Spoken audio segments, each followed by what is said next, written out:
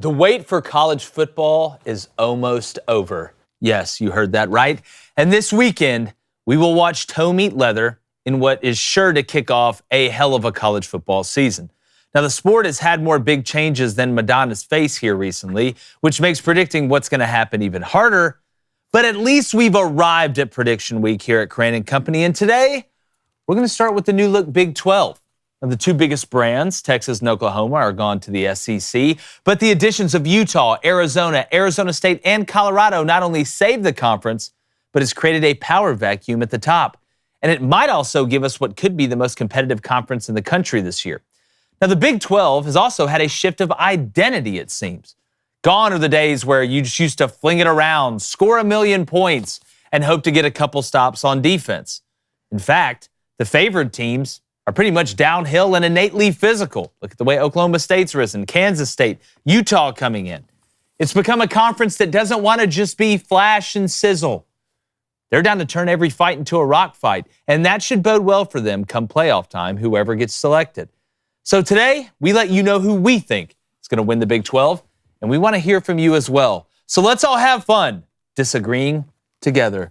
David Cohn, former Michigan quarterback, interested to see what you have, my brother, former Western State, Colorado wide receiver Blaine Crain. And David, before we get into these picks, and I'll start with mine, I want to let everybody know, if you haven't made your picks, or maybe you were making your picks and you were confused on why does Arizona and Kansas State, or why does Baylor and Utah play one more conference game than everybody else?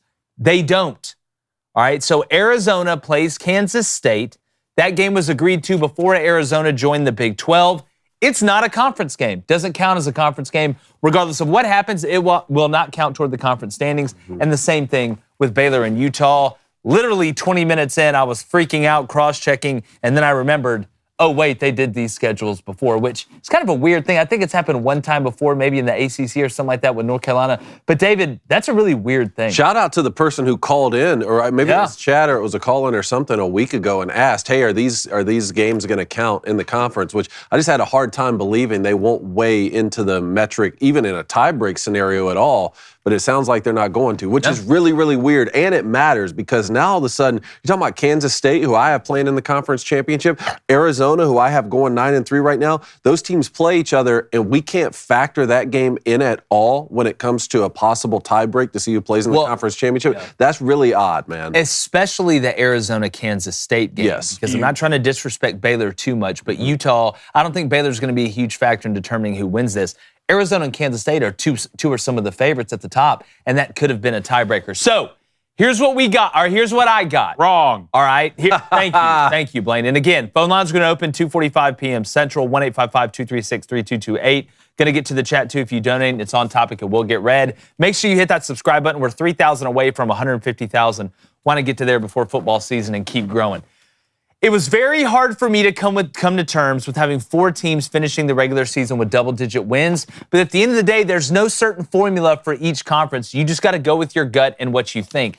And also, I do want to make this caveat. When you look at Oklahoma State, when you look at Utah, when you look at Kansas State, and you look at Kansas, not a ton of big-time non-conference games that they're going to have to go up against. Just for example, Arizona's got New Mexico and Northern Arizona. Kansas State doesn't count. When you look at a team like Utah, who they have in the non-conference, it's really nothing. You've got Southern Utah starting off. All right, then the Baylor game that doesn't count. Then at Utah State that doesn't have Blake Anderson anymore. When you look at Kansas State and their non-conference, they've got UTM, Tennessee Martin, at Tulane, right, with a new coach in John Summerall, and then the Arizona game doesn't count as a non-conference. So that's how you end up with this. I've got Oklahoma State 11-1, 8-1. Utah 11-1, 8-1 as well. I've got Kansas State and Kansas, big year in the state of Kansas, both 10-2, 7-2 overall in the conference. I've got Arizona and West Virginia, both 9-3. Arizona gets the nod because they're 7-2 in the conference. West Virginia, I have them at 6-3. UCF at 8-4, 6-3 in the conference. Iowa State 7-5, 5-4 in the conference. Texas Tech 8-4, 5-4 in the conference. Cincinnati 6-6, 3-6 in the conference. I've got TCU, Houston, and Colorado with Baylor, all 4-8 and 2-7 overall in the conference. Arizona State 2-10, 1-8 in the conference. and BYU, unfortunately. I know we got a decent BYU following out there. Sorry to disappoint you, but I just want you to know the truth. Ask Pitt fans or Florida fans. We don't sell ice cream for a living, so everybody won't be happy. I got them 3-9, 1-8. And for all the people that say, hey, why do you have some teams that have worse overall records ahead of teams?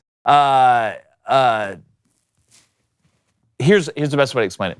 Conference record depends on where you finish in the conference overall when it comes to tiebreakers. So that's why some teams have a better conference record, but not a better overall record, and they're ahead of a team with a better overall record. Like when you look at Arizona State right there, Arizona State's 2-10 overall, 1-8 in the conference. BYU 3-9 overall, 1-8 in the conference. But I got Arizona State beating BYU, so therefore they have the. I have a situation like that when it comes to Colorado and Cincinnati. Yep. Actually, so what do y'all think? Okay, so I like it. So tell me, hold on, bring his back up. Keep mine back up there, Justin. Bring his back up for a second. All right, so who's Oklahoma State losing to? I've got Oklahoma State. Let me pull that up. It's a great question, David. So glad you asked and so glad I write all these down. I've got Oklahoma State losing at Kansas State after they beat Utah at home. Okay. I have the exact same thing. Really? The exact same thing. But now tell me who does – so Utah – so you have Utah's only loss at Oklahoma State. Oklahoma State's only loss at Kansas State. Obviously, we don't get Utah and Kansas State. That's what's really going to throw a wrench into this whole thing. So then who are the two losses for Kansas State? I've got Kansas State losing at West Virginia. Yep. And then at Iowa State, last game of the year, which would put Oklahoma State. I have those exact two losses. Are you serious? All right, and I'm sure a lot of people do. I do want to let everybody know. I have Utah losing to Oklahoma State during the regular season, but then beating Oklahoma State in the Big 12 title, so Utah would get the automatic berth. Who's our Kansas losses? All right, Kansas. I've got losing at West Virginia and at Kansas State. Okay, who's West Virginia's losses? I've got West Virginia, and this will give you a little hint about what I'm thinking they're going to do week 1. I've got West Virginia's losses at Oklahoma State, at Arizona, and at Texas Tech. Last game of the year. Wait, hold on. Oklahoma State, Arizona, and Texas Tech. I got them beating Kansas State at home. I have all three of those same losses. So we may have damn near the same thing. But I have them losing to Penn State. I got them. I've got West Virginia right now beating Penn State. Game 1 at home. So, interesting. And then you have, 11-1, 11-1 for Utah and for Oklahoma State, but then you have a rematch of that in the Big 12 Conference Championship, and you have Utah winning that. I have Utah winning the automatic berth. Yep. Okay. Bring up mine really quick before we continue to break these down. All right, so here's what I have. So I have Utah 10-2, Kansas State 10-2. Obviously, we don't get that matchup in the regular season. I have that as the conference championship game. I have Utah winning that game to make the college football playoff. Arizona 9-3 and Oklahoma State 9-3. A similar situation where you were talking about the conference record matters there. So I'll break down what I have for Oklahoma State here in just a second. Kansas 9-3. And 6-3 in the conference. West Virginia 8-4, 6-3. The exact same record as you have in the conference with the same losses, except I have them losing the home opener against Penn State, even though I think it's going to be a heck of a football game and much closer than the spread. 8-4 for Central Florida right now. Again, I think that there's 4 teams that could really win the conference. You know, 4, maybe even 5 teams. But I have 8-4 right now for Central Florida. 8-4 for Iowa State. Iowa State's one of those teams. They always play balanced football, and they win a lot of games they're not supposed to, but then they find ways to lose games they are supposed to. Texas Tech, obviously Joey McGuire, big fan of the show. I have them 8-4 right now. And then this starts to be where I just have a lot of questions. I mean, TCU, we're only 2 seasons removed from them playing in the national championship. You know, what kind of bounce back can they have from last season? I have it at 6-6 right now. Houston at 5-7. Keep in mind their under win projection total is 3.5 right now. This 5-7 is just by the grace of how much I believe in Willie Fritz. I've seen the guy do it at Georgia Southern when he was in Statesboro. I've seen him do it at Tulane. The guy just can flat out coach football. So I have 5-7 right now, 3-6 in the conference. Then that gets to be like, okay, what about Baylor? Can Dave Aranda bounce back? I have 5-7 right now as their overall and 3-6 in the conference. Colorado, we've been talking about ever since Deion Sanders got there. So we have same Colorado. It's a 4-8 for me and a 2-7. Cincinnati at 5-7 has a better overall record, but I have Colorado beating Cincinnati. Okay. So they get the head-to-head tiebreaker there. Then BYU at 3-9 and Arizona State at 2-10. I never feel comfortable when I get to the bottom like this, just because these are still good football teams, right? With really good head coaches that we're talking about. So when I have 0-9 in conference for Arizona State, things like that just don't sit right with me. I think they're going to find a way to win a game. I just don't know how, who it's against right now. Well, none of this is easy as we move over to Blaine's. None of this is easy, but to me, where it was the hardest wasn't at the top, but it was right when you get to that West Virginia, Central Florida, Iowa State, Texas Tech, TCU range. Because I had TCU obviously having an even worse year overall than they did last year, because I look at what they lost on defense. I still don't trust them at the quarterback position. You have TCU going 6-6. Yeah. I've got TCU going 4-8. See, I had Cincinnati at 6-6. Yeah, I did, and that was a question I had for you. So I like Sorsby coming over from Indiana. I think he's going to help, but I still don't trust Cincinnati overall. But what they did through the transfer portal, I do worry about Cincinnati going to Miami of Ohio, because that's a good MAC team they've got to go play. But I've got them starting 4-0, talking about Cincinnati, then losing at Tech, at UCF, beating Arizona State, then dropping 4 in a row, losing at Colorado, losing against West Virginia, then at Iowa State and at Kansas State, and then beating TCU. TCU was the one, Blaine, that I looked at that's tough. It's tough. It's tough. So nobody, first of all, both of you phenomenal lists. David, you want to make a point real quick? I do want to say two things before you do your list, but do you have a question first? Or what were you about to say? Are you about to jump to your list? Oh, yeah, I was. I do want to say two things while mine is still up here quickly. And this is what kept me from having, because I kept going back and forth too, man. Am I going to have Utah being 11-1? Can I have Oklahoma State or Kansas State being 11-1, which you went with in two of those cases? Even in the years when Cam Rising led Utah to the Rose Bowl, granted they were in a different conference then, even in those two seasons, they still lost 3 regular season games, okay? Oklahoma State, same thing. In the 19 seasons that Mike Gundy has been the head coach at Oklahoma State, only one time have they not lost multiple conference games. That was in 2011. He went 8-1 in the conference. I think they were 12-1 overall. So I'm trying to build in scenarios here for those unexpected losses, which is tough. But like I said, there's a lot of really good football teams, a lot of really good football coaches. The last thing I want to do here for Utah, I just want to break down what I have for them from a game-by-game standpoint for you guys. So Southern Utah win, Baylor win, Utah State win. Right now, Oklahoma State, I went back and forth on this game 100 times over the past 2 weeks. Right now, I have Utah losing at Oklahoma State. I do too. That's that one, game one is on the road, which is really going to matter because Utah doesn't play Kansas State. So if they're going to overcome that head-to-head loss, Oklahoma State needs to lose more conference games than Utah. Arizona at home, that's going to be a heck of a game. I have Utah winning right now. At Arizona State, win. At TCU at home, win. At Houston, win. BYU, win. Colorado, win. I think Utah drops one more conference game somewhere along the way, either Iowa State or at UCF. Right now, I have it being against Iowa State, and I have them beating UCF in the last game of the season. So Utah plays Kansas State in the conference championship. I have Utah winning that game to be the automatic qualifier. So we both have Utah winning the conference championship game. You just have them against Kansas State. I have them against someone else. That's what I have right now. What would you say would be the most surprising thing about your list, Dave? The most surprising thing right now is I have Iowa State. That's what I was going to say. I have Iowa State beating both Kansas State and Utah, but losing at Kansas, Central Florida, and West Virginia. Yeah. Again, that's one of those things where trends. We talk about trends all the time, right? Well, what Iowa State did 10 years ago or 30 years ago really doesn't factor into what they do this year. But for programs that keep the same coaching staffs together and sort of have an identity, Iowa State's one of those teams where they beat good teams. They play balanced football, but then they'll lose a game that they're not supposed to. So I factored some of that in. My most surprising, Blaine, and we get to yours just one second. My most surprising is West Virginia getting to 9 games.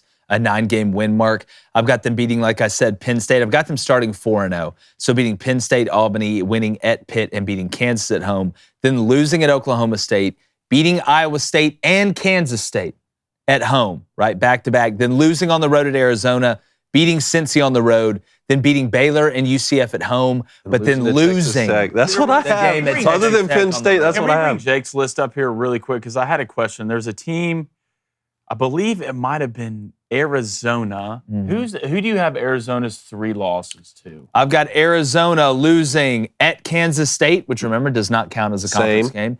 At Utah, which does count as a conference game, and then at UCF. That's what I was wondering that third loss was coming from. At Central Florida. I'm telling you, UCF, the defense. Yeah, I agree. But here's why that matters. Because and again, we didn't talk to each other before filling these out. I mean, obviously, we do the show every day, so I kind of know which teams these guys like and don't like. I have the exact same record right there in conference for Arizona. But again, with that Kansas State loss not mattering in conference, now all of a sudden you're talking about, because we both have them 7-2 in conference, right? So now that's where it starts to become a tiebreak scenario. And it could end up being crazy. So it's, again, the middle of the Big 12 is fascinating. All right, let's go ahead and pull up my list. And I have Colorado winning. No, I'm just kidding. All right, give me Utah. I'm going Utah 11-1 and 8-1 in conference. The only loss will be against Iowa State late in the year at home. I think they win that game at Oklahoma State. Give me Kansas State 10-2, 7-2 in conference. Oklahoma State coming in at 9-3. West Virginia, I also have West Virginia winning 9 games. You got to beat Penn State? It's they win week 1. Also had that Kansas 9-3. I also have UCF's 8-4, 6-3 in conference. Not as high on Arizona as y'all. I do have them 8-4, 6-3. Then we go through the bread and butter. Texas Tech, I have Iowa State at 7-5. TCU, Colorado 5-7, another 5-win season. I just don't think they have it up front on both sides of the ball. I'm not drinking that Kool-Aid. Baylor, I think this is Dave Aranda's last year at Baylor. Cincinnati, BYU, Arizona State, and Houston, 2-10. I know Willie just got there, but it takes some time to flip a program. And I know they've done some stuff in the portal, but this is my prediction. Yeah. And again, David, I want to go back. We're going to get to the chat. Remember, the phone line's open here at 2:45 p.m. Central, 1-855-236-3228. I just want to read you Oklahoma State's schedule, why I have them in Utah both 11-1. Yes, read Oklahoma This schedule is very, very favorable. So, South Dakota State, not a walk in the park, but I think they're going to win at home. Arkansas at home after that. I got them winning that. They got Tulsa on the road. You should win. We know what Tulsa spells backwards. Then you got Utah at home, right? Your span of Utah at home and then at Kansas State, I got you splitting that, probably like most people do. But then you get West Virginia, you get them at home. Your road games at BYU, at Baylor, very winnable with that style of play. Arizona State at home, should win that one, should probably win it by a lot.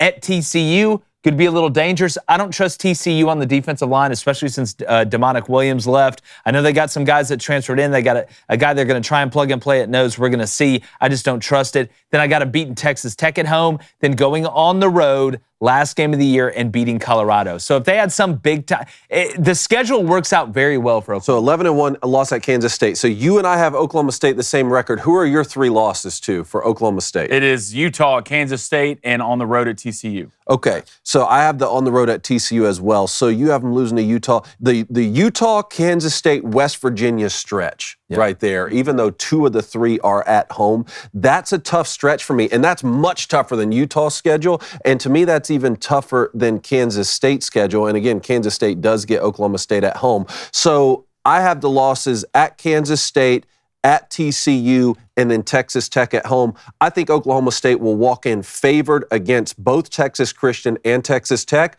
but I think that Utah will be favored against Oklahoma State in week 4, and I'm giving them a win in that one. So, well, how much do you trust Oklahoma State's defense this year? I think they're going to be better. I don't think they're going to bring back 9 starters. I think they're going to be better. 9. And when you look at the way that Oklahoma State wants to play with that ground and pound play action game, and don't forget, Oklahoma State's wide receivers group is really good. They are good. Like, they're really, really good. But the way Oklahoma State wants to play, they want to ground and pound with Ollie Gordon, which is going to run the clock, try and keep that defense off the field. I just like the makeup on the line of scrimmage and the veterans that Oklahoma State has mixed with that schedule. I don't expect the defense to be a top 25 defense, but all they need it to be with the way they play and who they have returning offensively, they need it to be a top 60 defense, and I think they'll be able to get that done. Here's one thing that fascinated me when I really looked into this. Alan Bowman, who played 2 seasons at Michigan, this will be his 7th year. 7th year of college football, and he played all these years. He played legitimate snaps all these years. I didn't realize how many passing attempts he had last year. 500 passing attempts for an offense that we really know is being run first. Compare that with like J.J. McCarthy, who was in a run first offense too at Michigan. He threw it 330 times. Yeah, and that's one of the interesting things I'm ready to see with Oklahoma State, and that's why I've said, how do you adjust to the adjustment? The book's out. They know what Mike wants to do. You got the ability, if you look at the way that Oklahoma State operates in the passing game too, a lot of them are quick, getting the ball outside because teams want to load the box, right? You motion to it, overload, formation in the boundary, things like that. So how does Oklahoma State adjust to the adjustment? I just think, again, you return, 20 guys? I think 9 on each side of the ball. Somewhere around there, guys that played significant snaps. And plus, we know how good Ollie Gordon's going to be. When you talk about a lot of these Bowman passes being quick game and stuff, that's not reflected in his completion percentage, though, or his interceptions thrown, because that was another thing. I think this year it's going to be a lot more. Because he threw 15 touchdowns and 14 interceptions last year. And they played in the conference championship game, right? Like, it wasn't competitive against Texas, but they made it there. If you're going to win the conference and get that automatic bid, I don't think he can throw 14 picks, and you probably need to be a bit better than 60% completion if he throws it like that many times. I agree with that. Blaine, you said you have Colorado at 5-7. Who are the 5 wins? Because I've got Colorado at 4-8.